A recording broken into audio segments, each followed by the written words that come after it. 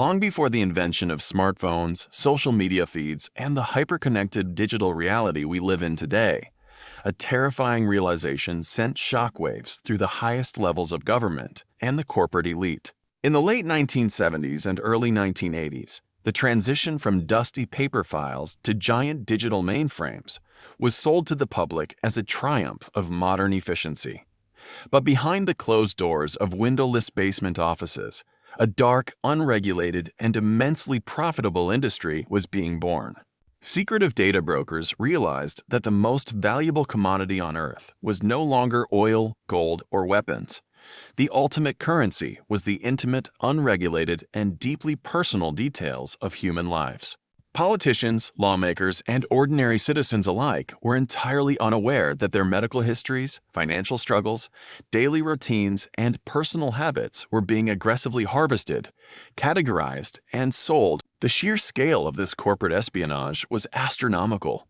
When early investigative journalists and a few sharp-minded regulators finally uncovered the existence of these massive databases, it didn't just cause a public scandal. It triggered an absolute cold sweat panic among the global elite. They suddenly realized that they, too, were being tracked. The invisible profiles built in the shadows contained enough leverage to destroy their political careers, ruin their reputations, and dictate their futures in a matter of seconds. For centuries, the foundation of civilized society rested on a fragile, philosophical agreement, a social contract where citizens surrendered a fraction of their absolute freedom to a governing state in exchange for protection, order, and the preservation of their fundamental rights. But in the glow of early computer monitors, this ancient and sacred pact was quietly, violently rewritten by private corporations. You didn't sign this new contract with a pen. You signed it by simply participating in the modern economy. By applying for a credit card, buying a house, or taking out a loan, your entire existence was digitized and stripped of its humanity. The horror of this discovery was amplified by a chilling, absolute legal vacuum. At the time, there were zero general data protection frameworks to stop this massive psychological and financial corporations were operating as independent, sovereign surveillance states, trading secrets with absolute impunity across international borders. Executives at these pioneering data firms laughed at the initial public outrage, knowing perfectly well that the traditional legal system was decades, if not centuries, behind their technology. They had built vast, unregulated platforms of information services that operated entirely outside any traditional jurisdiction. When the true scale of this data extraction finally surfaced, it triggered a complete collapse of administrative confidence. The governmental bodies and regulatory agencies, built to oversee fiscal industries, regulate factories, and manage tangible goods, found themselves paralyzed. They had no jurisdiction over invisible algorithms and digital ghost profiles.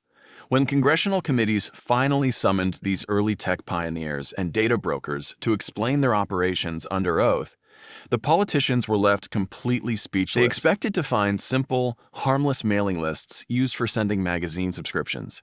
Instead, they were confronted with a complex, terrifying machinery of behavioral prediction that knew far more about the fears, desires, and vulnerabilities of the American public than the intelligence agencies themselves. The administrative state had failed fundamentally. The government realized that a private entity could legally buy your darkest secrets and use them to manipulate your access to essential services, dictating who gets a job, who gets a home, and who is cast out of the system entirely.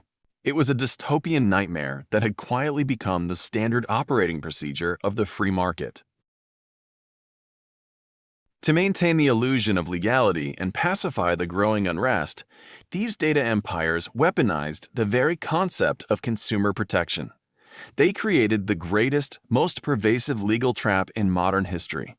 The consumer protection frameworks, originally designed to protect people from defective products and false advertising, were completely blind to a system where the consumer themselves was the product being sold. The legal teams of these massive corporations drafted incredibly dense, deliberately confusing contracts filled with impenetrable jargon. They manufactured a system of forced consent, The politicians who tried to draft the very first data protection laws were suddenly met with aggressive, highly funded lobbying and veiled threats, fueled by the very data these companies had silently gathered. The regulators found themselves outmaneuvered in their own courtrooms. The justice system was weaponized to protect the very entities it was supposed to dismantle, ensuring that every piece of data extracted was legally justified by a signature on a document no human being could ever fully read or understand.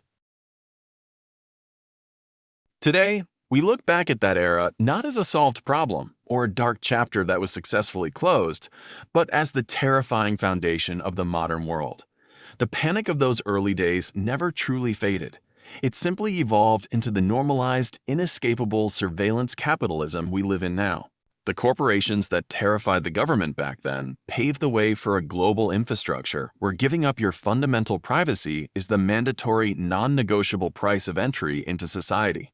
The elite who tried to stop the initial wave of data harvesting ultimately surrendered, realizing the machine was simply too profitable and too powerful to dismantle. The chilling truth is that the corporate espionage that shocked the world decades ago didn't end when the government intervened. It didn't end with congressional hearings or public outrage. It just became perfectly, undeniably legal.